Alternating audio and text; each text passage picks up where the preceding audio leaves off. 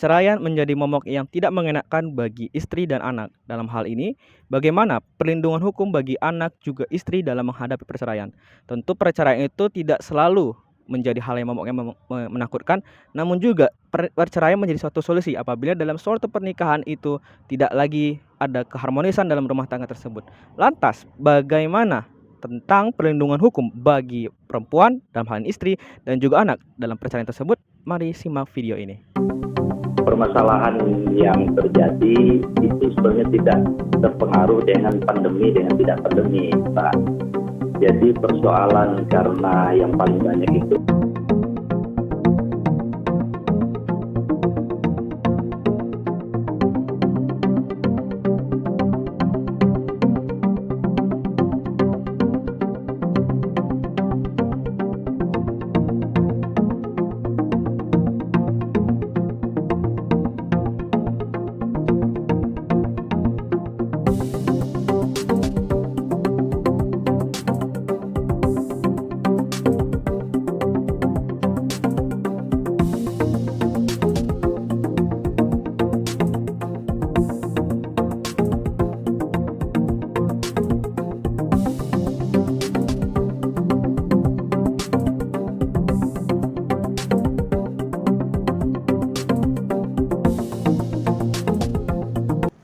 Jumlah kasus perceraian di Indonesia. Kasus perceraian di Indonesia kian meningkat setiap tahunnya, di mana terdata pada tahun 2022 setidaknya terdapat hampir 518.000 kasus. Hal ini meningkat sebesar 15% pada tahun sebelumnya, yaitu sebesar 447.000 kasus. Hal ini mencapai puncaknya pada 6 tahun terakhir, di mana tercatat setidaknya ada 124.000 kasus yang digugat oleh pasangan suami istri setelah adanya putusan pengadilan. Perceraian seringkali menyakitkan bagi para pihak yang terlibat dalam suatu keluarga yang mengalami suatu perceraian. Beberapa akibat dari perceraian. Yang pertama adalah perceraian mengakibatkan putusnya suatu perkawinan. Yang kedua, perceraian mengakibatkan adanya pembagian harta bersama yang didapatkan selama perkawinan. Kemudian yang terakhir, perceraian juga mengakibatkan pembagian mengenai hak asuh anak yang akan diputuskan oleh pengadilan. Keharmonisan dalam rumah tangga adalah fondasi yang sangat penting untuk menciptakan lingkungan sehat dan bahagia bagi semua anggota keluarga. Beberapa alasan mengapa keharmonisan sangat penting. Yang pertama, kesehatan mental dan emosional. Yang kedua, pendidikan dan pengembangan anak. Yang ketiga, kualitas hubungan. Yang keempat, stabilitas ekonomi. Yang kelima, dukungan sosial.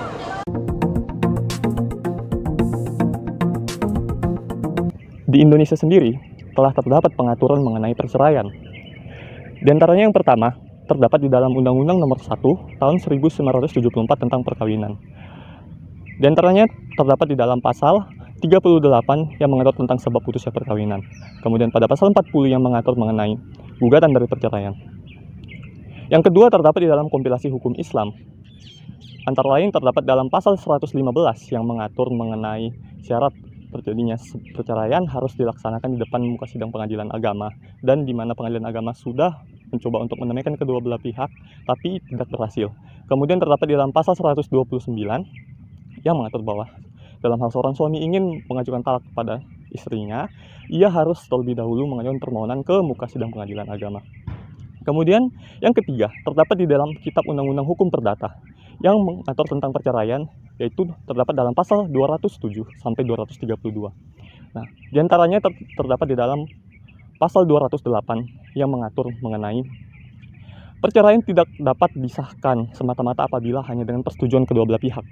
Kemudian pada pasal 209 yang mengatur mengenai alasan perceraian yang terjadi itu dengan alasan yang pertama adanya zina, yang kedua adanya peninggalan tempat tinggal dengan itikat buruk, yang ketiga dipidana dengan 5 tahun atau lebih antara kedua belah pihak setelah dilangsungkan perkawinan. Kemudian yang terakhir itu terdapat bahwa adanya penganiayaan yang dilakukan oleh suami atau istri satu sama lain. Fakta masyarakat bahwa perlindungan terhadap perempuan dalam bidang hukum belum masif dan juga belum baik hingga saat ini. Undang-Undang Nomor 23 Tahun 2004 tentang penghapusan kekerasan dalam rumah tangga secara substansial menjadi undang-undang yang dipergunakan hingga saat ini. Di samping itu terdapat Undang-Undang Nomor 7 Tahun 1984 tentang konvensi yang mengesahkan penghapusan segala bentuk diskriminasi terhadap perempuan juga menjadi undang-undang yang dipergunakan saat ini. Di samping itu, dalam memperkuat perlindungan terhadap perempuan terdapat Undang-Undang Nomor 39 Tahun 1999 tentang hak asasi manusia. Pemulihan psikologi bagi anak dan perempuan yang terdampak kasus perceraian merupakan langkah penting bagi perlindungan hukum yang komprehensif bagi anak dan perempuan.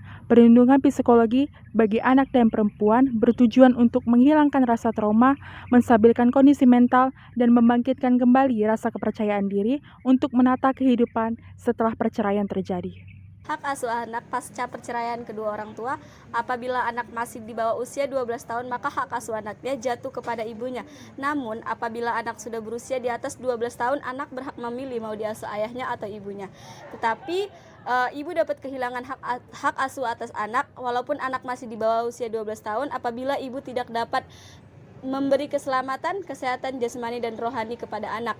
Begitu juga sebaliknya, ayah juga dapat kehilangan hak asuh anak apabila perceraian itu diakibatkan karena adanya KDRT.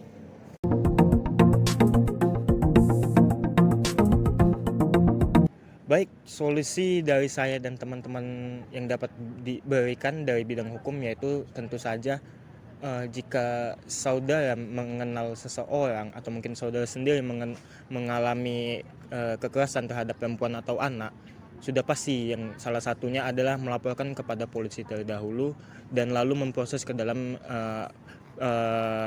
tahap peradilan. Adapun solusi psikologis yang dapat dilakukan dalam membantu anak mengatasi dampak perceraian dari kedua orang tuanya adalah: yang pertama, membuka jalur komunikasi yang baik terhadap anak. Yang kedua, memberi dukungan emosional terhadap anak supaya anak tetap merasa dicintai dan disayangi. Yang ketiga, membawa anak ke seorang profesional berpengalaman tentang kesehatan mental ataupun konselor. Yang keempat adalah mempertahankan rutinitas yang positif dengan anak. Adapun solusi sosial yang dapat dilakukan terhadap ibu dan anak untuk mengatasi dampak perceraian yaitu tidak menghakimi anak sebagai korban perceraian dari orang tuanya. Yang kedua, tidak menghakimi ibu atas status barunya yaitu single parent. Oleh karena itu, masyarakat dapat melakukan pendampingan terhadap ibu dan anak yang merupakan korban perceraian, yaitu menganggap mereka bagian dari masyarakat, terutama pada anak yang sangat mempengaruhi kesehatan mentalnya dalam bergaul bersama teman-temannya.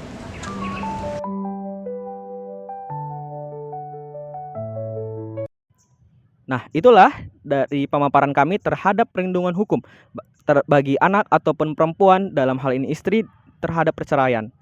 Oleh karena itu, kami memberikan saran bahwasanya hindarilah adanya perceraian karena perceraian itu tidak selalu menimbulkan hal yang bahagia. Bahkan perceraian dapat menimbulkan masa depan anak yang menjadi suram ataupun juga bagaimana kesejahteraan ataupun kebahagiaan dari istri atau perempuan tersebut. Sehingga ada pihak yang sangat dirugikan dalam hal ini adalah anak juga istri yang mana perlu dilindungi secara hukum. Itu saja dari kami. Mohon maaf apabila ada kekurangan dan kesalahan. Kepada Tuhan kami mohon ampun, dan kepada audiens sekalian yang melihat atau menonton video ini kami mohon maaf. Sekian dan terima kasih.